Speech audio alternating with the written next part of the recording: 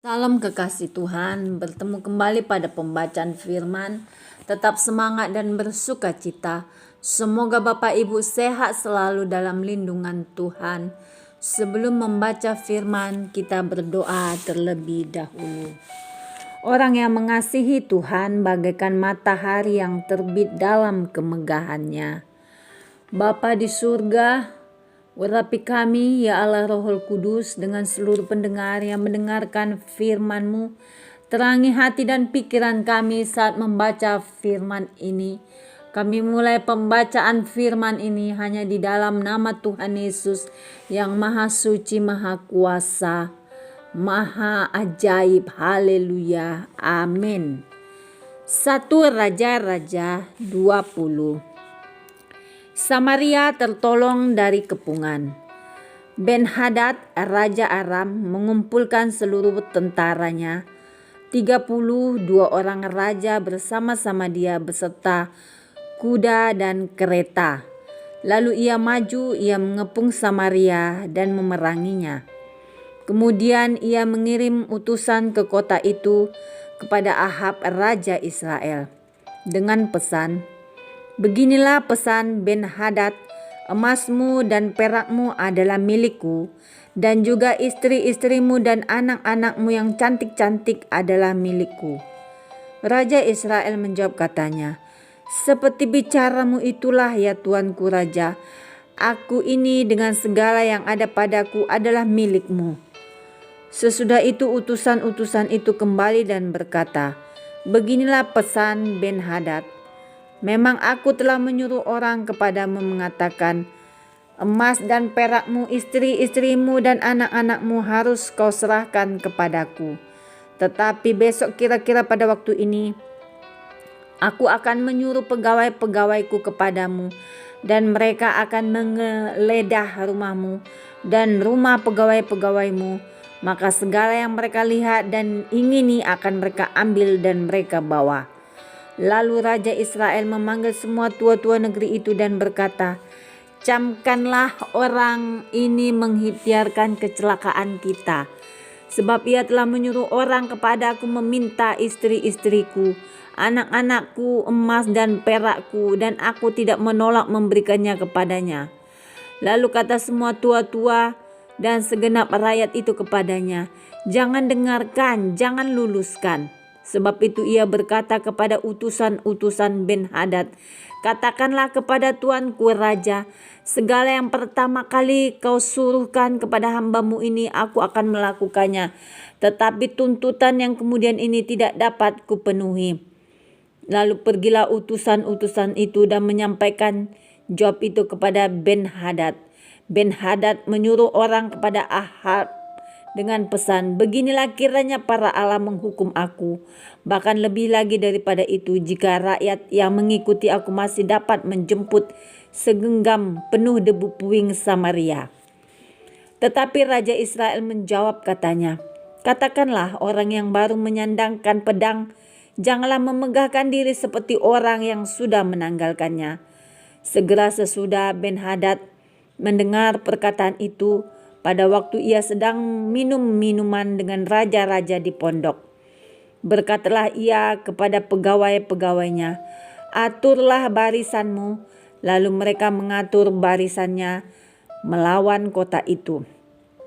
Tetapi tiba-tiba tampillah seorang nabi kepada Ahab, Raja Israel, serta berkata, "Beginilah firman Tuhan, sudahkah kau lihat semua orang yang sangat ramai itu, bahwasanya pada hari ini aku akan menyerahkan mereka ke dalam tanganmu, supaya engkau tahu bahwa akulah Tuhan." Lalu bertanyalah Ahab, "Dengan bantuan siapa?" Jawabnya, "Beginilah firman Tuhan, dengan bantuan orang-orang muda pengiring kepala-kepala daerah." Tanyanya pula, "Siapakah yang akan memulai perang?" Jawabnya, "Engkau." Kemudian ia menghitung jumlah orang-orang muda pengiring kepala daerah itu. Ada 232 orang banyaknya, dan sesudah mereka itu ia menghitung jumlah seluruh rakyat, yakni segenap orang Israel, ada 7.000 orang banyaknya. Lalu mereka maju menyerang pada waktu tengah hari, sementara Ben-Hadad minum-minum sampai mabuk di pondoknya, bersama dengan ke-32 raja yang membantunya. Ketika orang-orang muda pengiring kepala-kepala daerah itu maju menyerang lebih dahulu, maka Ben-Hadad menyuruh orang menyelidikinya, dan mereka memberitahukan kepadanya demikian. Ada orang-orang maju menyerang dari Samaria. Lalu katanya, entah mereka datang dengan maksud damai, entah dengan maksud perang. Tangkaplah mereka hidup-hidup. Sementara itu keluarlah mereka itu dari dalam kota, yakni orang-orang muda pengiring kepala-kepala daerah dan juga tentara yang mengikuti mereka. Lalu mereka masing-masing membunuh lawan yang dihadapinya, sehingga orang Aram itu melarikan diri dan dikejar oleh orang Israel. Tetapi Ben-Hadad raja Aram dapat meluputkan diri dengan naik kuda beserta sejumlah orang berkuda. Juga raja Israel maju lalu memusnahkan kuda dan kereta itu dan mendatangkan kekalahan yang besar kepada orang Aram. Lalu tampillah nabi itu kepada raja Israel dan berkata kepadanya, "Baiklah, kuatkanlah hatimu, pertimbangkan dan pikirkanlah apa yang harus kau perbuat.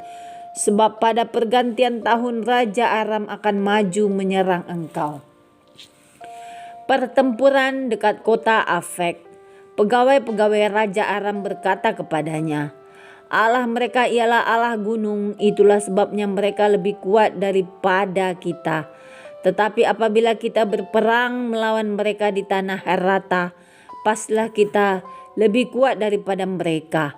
Bertindaklah begini, pecatlah raja-raja itu masing-masing dari kedudukannya, dan angkatlah bupati-bupati menggantikan mereka.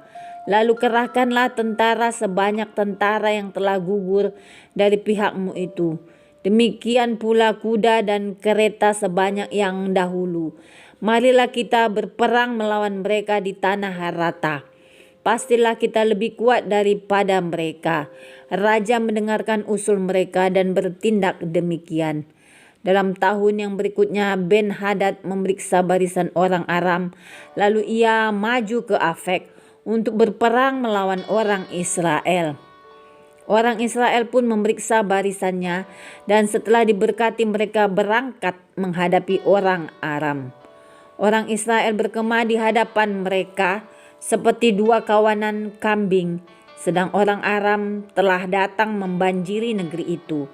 Maka tampillah abdi Allah dan berkata kepada raja Israel, "Beginilah firman Tuhan, oleh karena orang Aram itu telah berkata, Tuhan ialah Allah gunung dan bukan Allah dataran, maka aku akan menyerahkan seluruh tentara yang besar itu ke dalam tanganmu, supaya kamu tahu bahwa akulah Tuhan."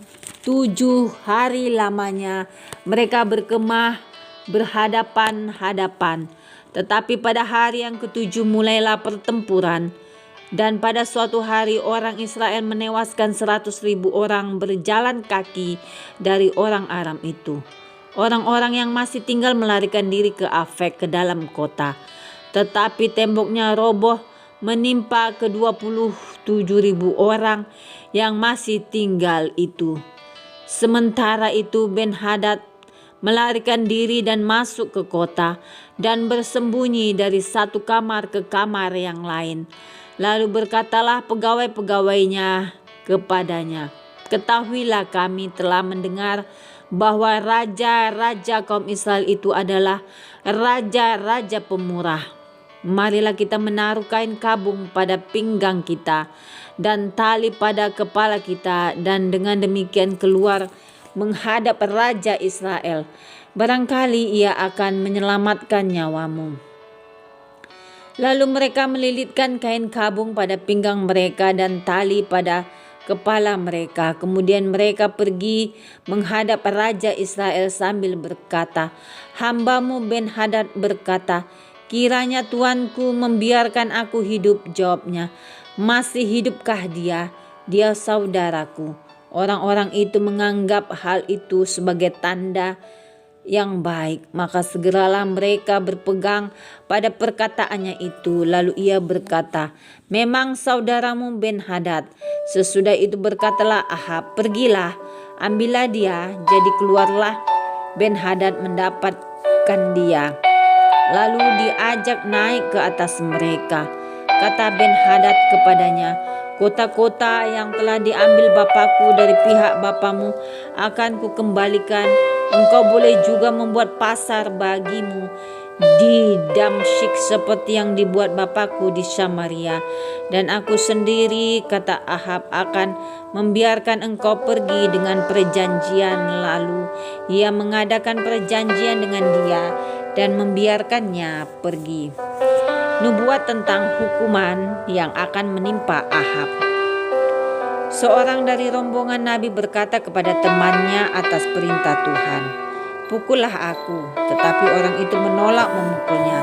Lalu ia berkata kepadanya, oleh sebab engkau tidak mendengarkan suara Tuhan, ketahuilah apabila engkau pergi daripadaku, seekor singa akan menerkam engkau. Dan ketika orang itu pergi daripadanya, maka seekor singa bertemu dengan dia, lalu menerkam dia. Kemudian Nabi itu bertemu dengan orang lain. Lalu ia berkata, pukullah aku. Orang itu memukul dan melukai dia. Sesudah itu Nabi itu pergi dan berdiri menantikan raja di jalan, sambil menyamar dengan membubuh kain pembalut pada matanya. Pada waktu raja lewat, ia mengadukan halnya kepada raja, katanya, ketika hambamu ini maju ke tengah pertempuran, tiba-tiba ada seorang meninggalkan barisan dan membawa seorang kepadaku sambil berkata, jagalah orang ini. Jika ia hilang dengan cara bagaimanapun juga, maka nyawamu adalah ganti nyawanya, atau engkau harus membayar setalenta perak.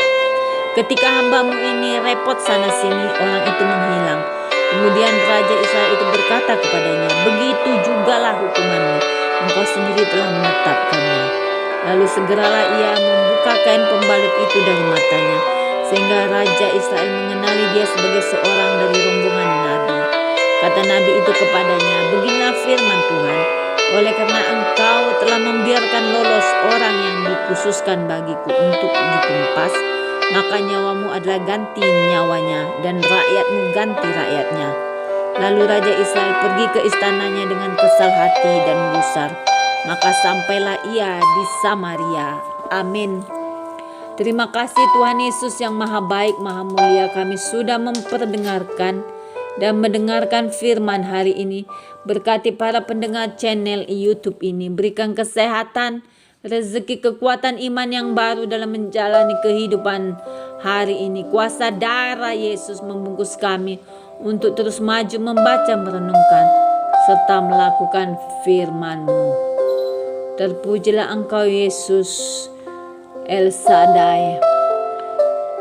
Janganlah kiranya kasih dan setia meninggalkan Engkau. Kalungkanlah itu pada lehermu, tuliskanlah itu pada loh hatimu. Amin.